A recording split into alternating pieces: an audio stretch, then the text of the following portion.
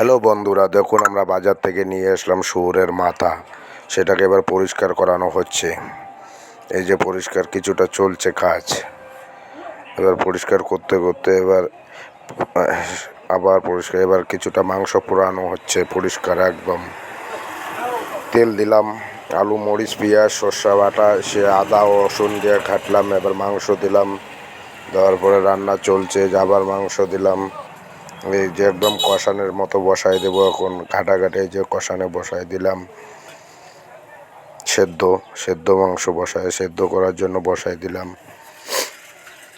সেদ্ধ মোটামুটি হয়ে আসছে। এবার একটু কষান কইরা তারপরে দেবো ঝোলের জল।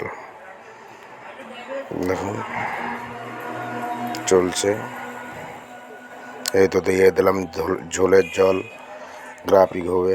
এই দেখো মাংসর কি কালার আসছে ভাই, কেউ কেউ খালে অবশ্যই কমেন্টে জানাবেন।